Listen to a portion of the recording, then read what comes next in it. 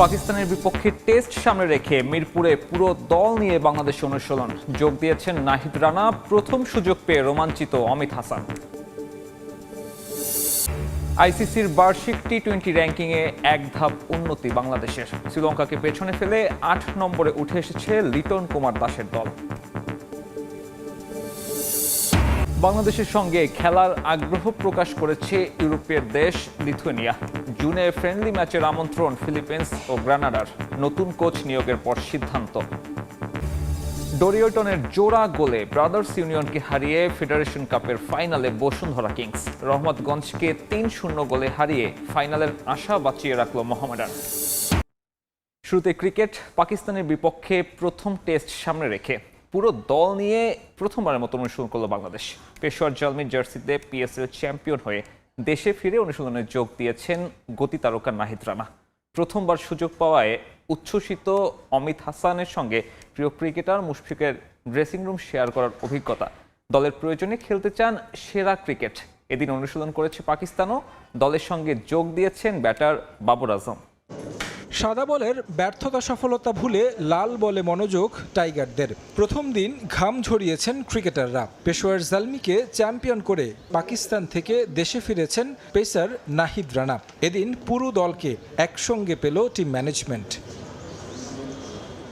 Home of ক্রিকেটে warm up পর্ব সেরে নেন লিটন, শান্ত, মিরাজরা। এরপর ইনডোরে শুরু মূল অনুশীলন। আলাদা নজর ছিল পিএসএল ফেরত নাহিদ রানার দিকে। ফাইনাল ম্যাচ খেলতে নিউজিল্যান্ড সিরিজের মাঝে পাকিস্তান যান টাইগার পেসার। শিরোপা নির্ধারণী ম্যাচে নিয়েছেন 2 উইকেট। দল হয়েছে চ্যাম্পিয়ন। দেশে ফিরেই ব্যস্ততা শুরু সাদা পোশাকে।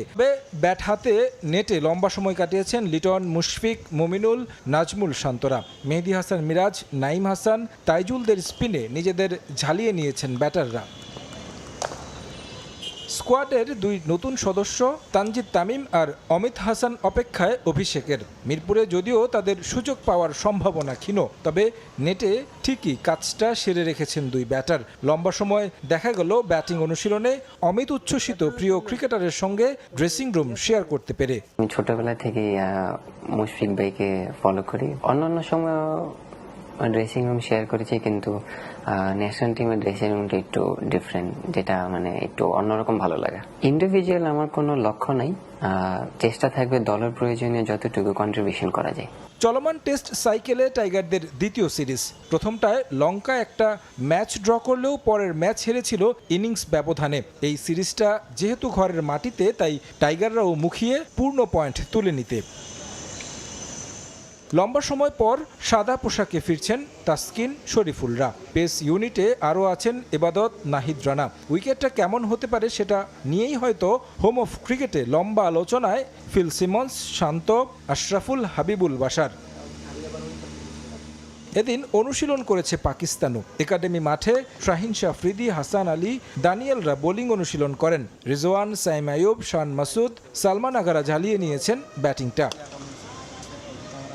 পিএসএল চ্যাম্পিয়ন করে দলের সঙ্গে যোগ দিয়েছেন বাবর আজমও। একাডেমি মাঠে স্পিন বোলারদের বিরুদ্ধে ব্যাট করেন লম্বা সময়। জাতীয় দল, বিপিএল মিলিয়ে বাংলাদেশে এসেছেন বহুবার, তাই কন্ডিশনটা ভালোভাবে জানা তার। তাই কিনা স্পিন বোলারদের বিরুদ্ধে ব্যাটিংটা বেশি করলেন। বাংলাদেশও পাকিস্তানের টপ অর্ডার বিবেচনায় বাড়তি স্পিনার রেখেছে স্কোয়াডে। আইসিসির বার্ষিক হালনাগাদ টি-20 র্যাঙ্কিংয়ে এক ধাপ এগিয়েছে বাংলাদেশ ক্রিকেট দল। শ্রীলঙ্কাকে পেছনে ফেলে ৮ নম্বরে উঠে এসেছে টাইগাররা। ২০২৫ সালের মে মাস থেকে বছরের মে পর্যন্ত সিরিজের ফলাফলে গুরুত্ব দিয়ে এই নতুন র্যাঙ্কিং প্রকাশ করে আইসিসি। এই 1 বছরে 3 ম্যাচের 9টি দ্বিপাক্ষিক সিরিজ খেলেছে বাংলাদেশ, যার মধ্যে শ্রীলঙ্কা, ওয়েস্ট ইন্ডিজ, আফগানিস্তান সহ মোট 5 সিরিজে জয় তুলে নেয় টাইগাররা। সবশেষ নিউজিল্যান্ড সিরিজ শেষ হয় 1-1 সমতায়। সে হিসেবে 225 রেটিং নিয়ে 9 থেকে র্যাঙ্কিংয়ের 8 নম্বরে উঠে আসলো বাংলাদেশ। 221 রেটিং পয়েন্ট নিয়ে শ্রীলঙ্কা 9 নম্বরে, আর এশিয়া কাপের পর বিশ্বকাপ জিতে র্যাঙ্কিংয়ের 1 নম্বরে স্থান ধরে রেখেছে ভারত। বিপিএল শেষ হওয়ার এতদিন পরেও সিলেট টাইটান্সের কাছ থেকে চুক্তির পুরো অর্থ বুঝে পাননি নাসুম আহমেদ। ফ্রাঞ্চাইজি কর্তৃপক্ষ অস্বীকার করলেও এই স্পিনারের অভিযোগ এখনও 35 লাখ টাকা বাকি রয়েছে তার।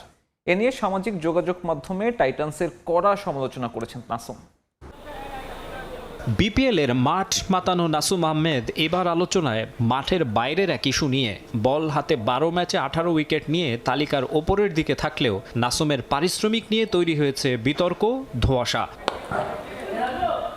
জানা যায় সিলেট টাইটান্সের হয়ে খেলা স্পিনারের 35 লাখ টাকা পারিশ্রমিক রয়ে গেছে বকেয়া। অবশ্য এই দাবি অস্বীকার করেছে ফ্র্যাঞ্চাইজি কর্তৃপক্ষ। তাদের দাবি, নাসুমের করা অভিযোগের কোনো ভিত্তি নেই। বিসিবির কাছে নাসুমের চুক্তির পুরো 35 লাখ টাকা বুঝিয়ে দেওয়া হয়েছে। এমনকি নাসুমের অনুরোধেই নাকি এই অর্থ ব্যাংকের বদলে সরাসরি নগদে পরিশোধ করা হয়েছে।